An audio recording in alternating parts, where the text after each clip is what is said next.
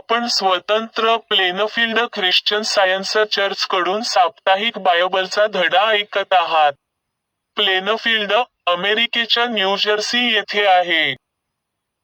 अधिक माहितीसाठी आमच्या वेबसाईटला भेट द्या. www.plainfieldcs.com. हा धडा आहे रविवारी 28 डिसेंबर 2025. विषय: ख्रिश्चन सायन्स. सोनेरी मजकूर.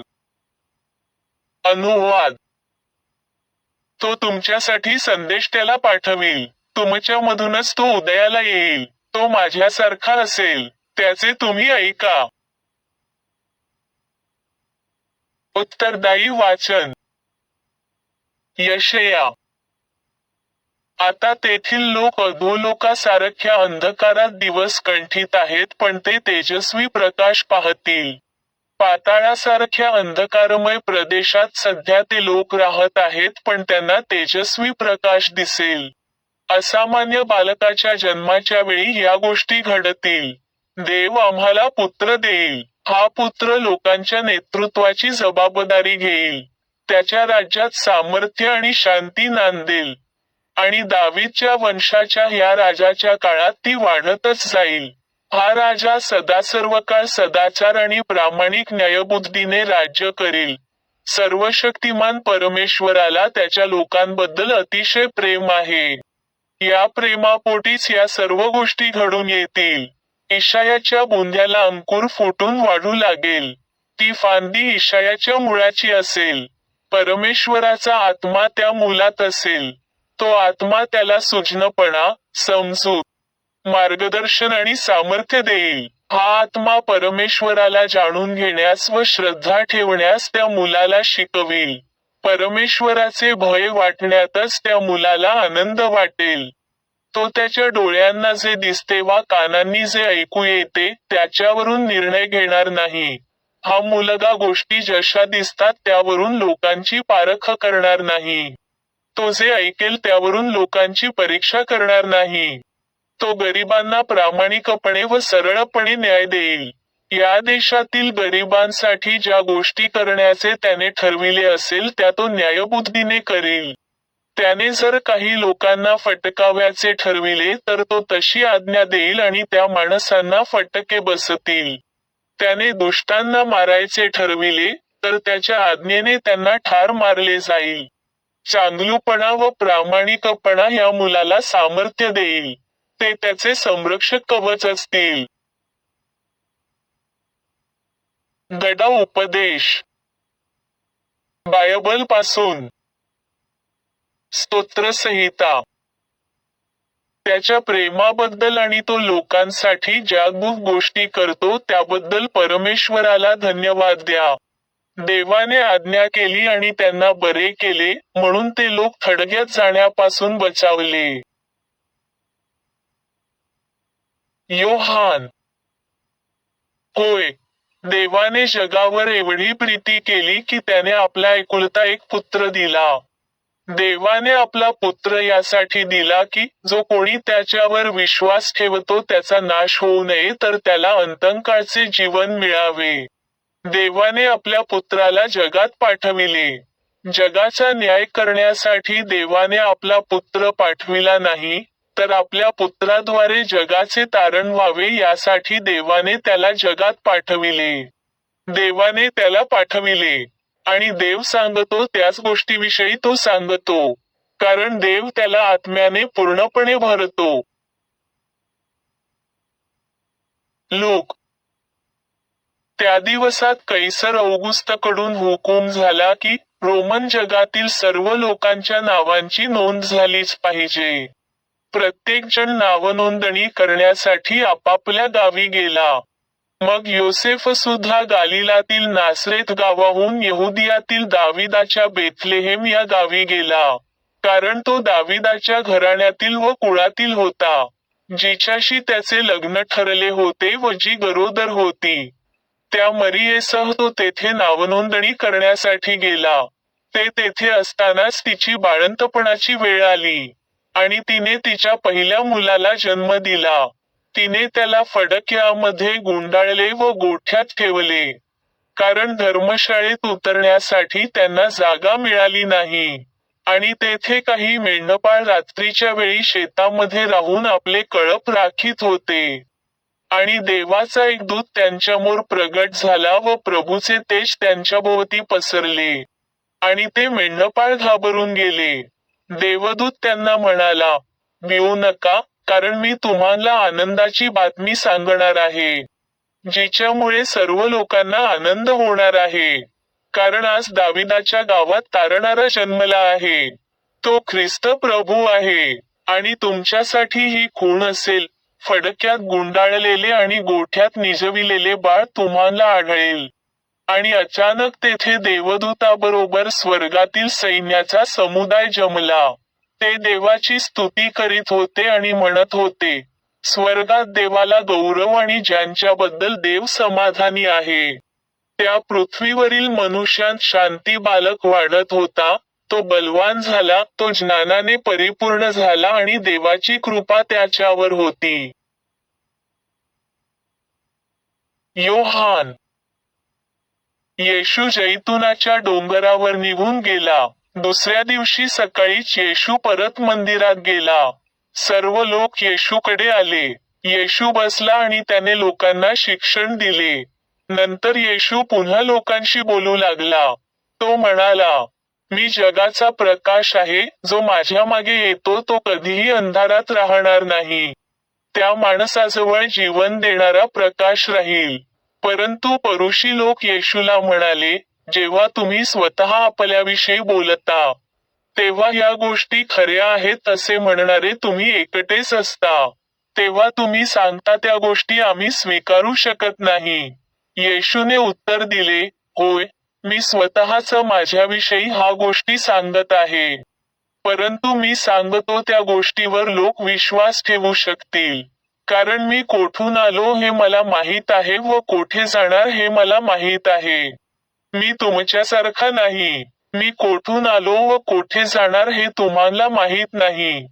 तुम्ही एखाद्याचा न्याय करता तसाच माझाही करता. मी कोणाचा न्याय करीत नाही.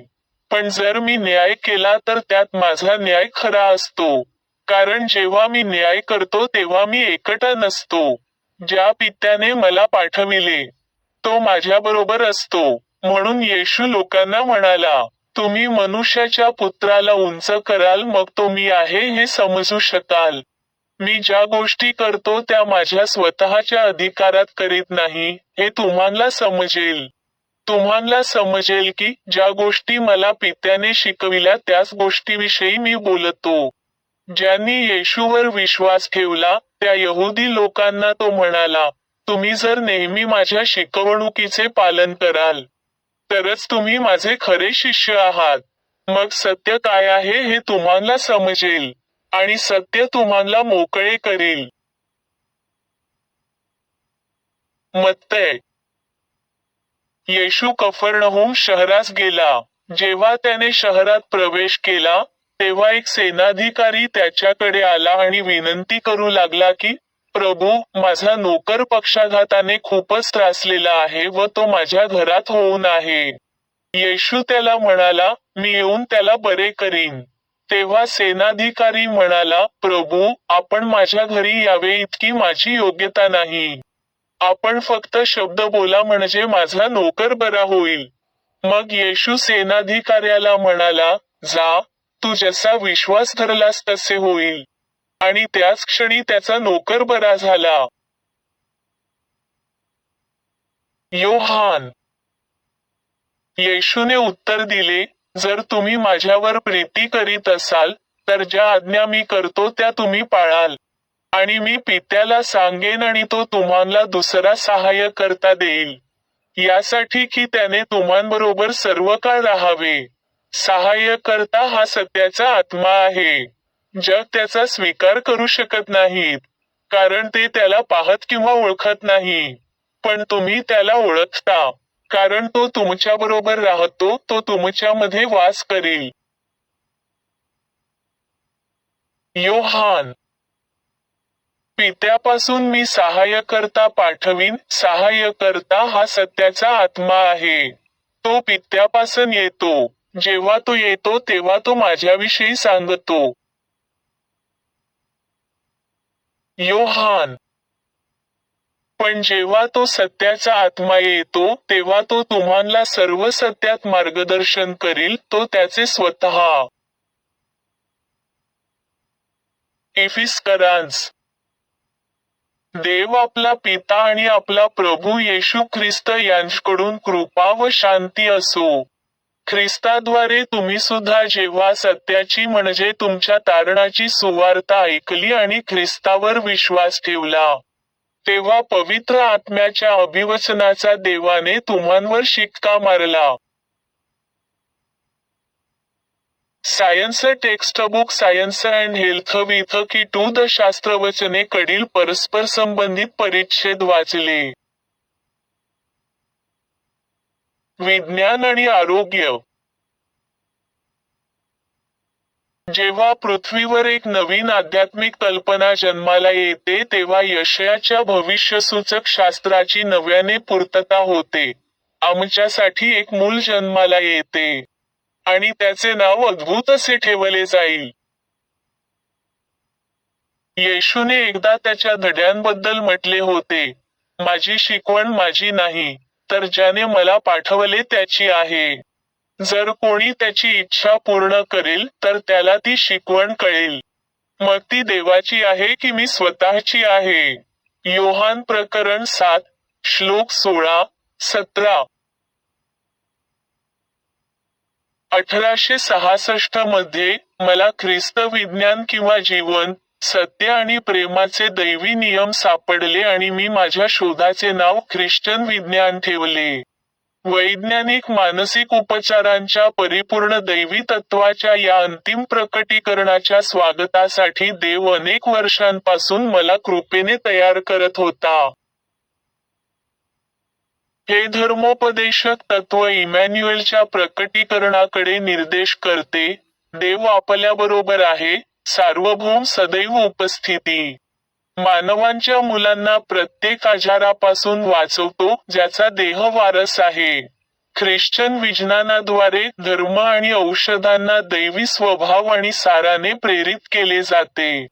विश्वास आणि समजुतीला ताजे पंख दिले जातात आणि विचार स्वतःला बुद्धिमानपणे देवाशी परिचित करतात. माझ्या शोधानंतर 3 वर्षे, मी मन उपचाराच्या या समस्येचे निराकरण शोधले. शास्त्रवचनांचा शोध घेतला आणि थोडेसे वाचले. समाजापासून दूर राहिले आणि सकारात्मक नियम शोधण्यासाठी वेळ आणि शक्ती समर्पित केली. हा शोध गोड, शांत आणि आशेने भरलेला होता, स्वार्थी किंवा निराशाजनक नव्हता.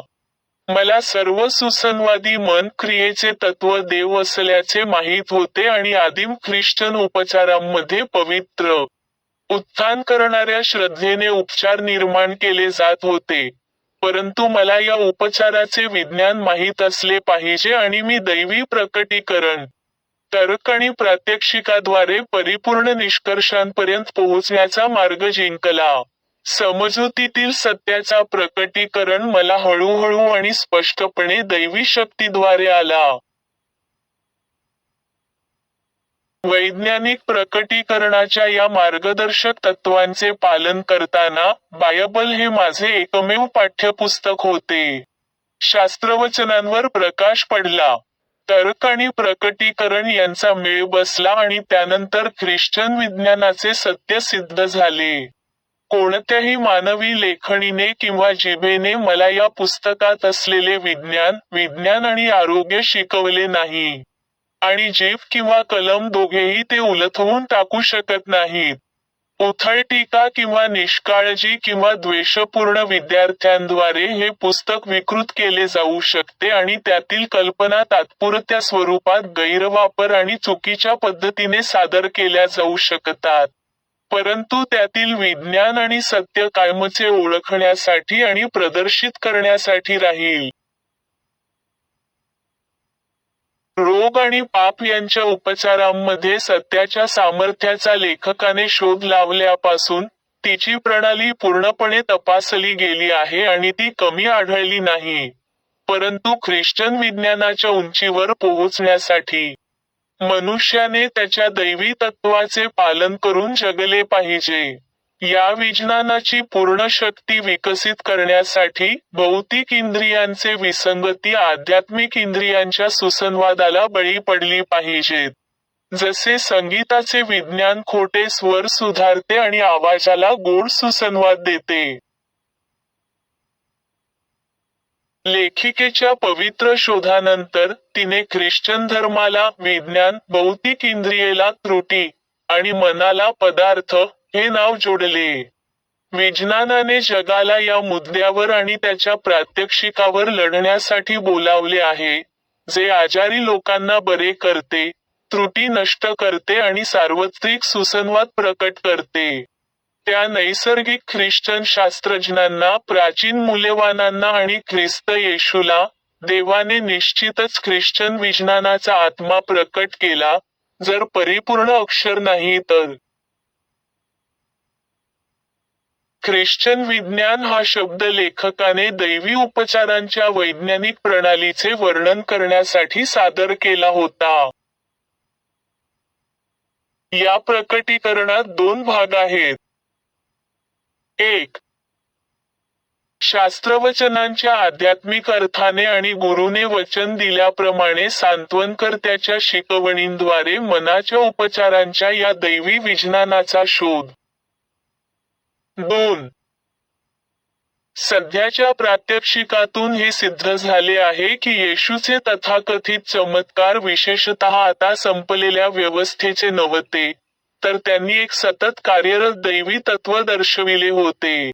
या तत्वाचे कार्य वैज्ञानिक व्यवस्थेची शाश्वतता आणि अस्तित्वाची सातत्य दर्शवते. येशूने मर्त्य मन आणि शरीर बरे करण्यासाठी ख्रिश्चन विज्ञानाची शक्ती दाखवली, परंतु ही शक्ती दुर्लक्षित झाली होती आणि पुन्हा आध्यात्मिकरित्या ती ओळखली पाहिजे, शिकवली पाहिजे आणि ख्रिस्ताच्या आज्ञेनुसार चिन्हांचे अनुसरण करून प्रदर्शित केली पाहिजे. ख्रिस्तावर विश्वास ठेवणाऱ्या आणि आध्यात्मिकरित्या सत्य समजून घेणाऱ्या अनेकांनी त्याचे विज्ञान समजून घेतले पाहिजे.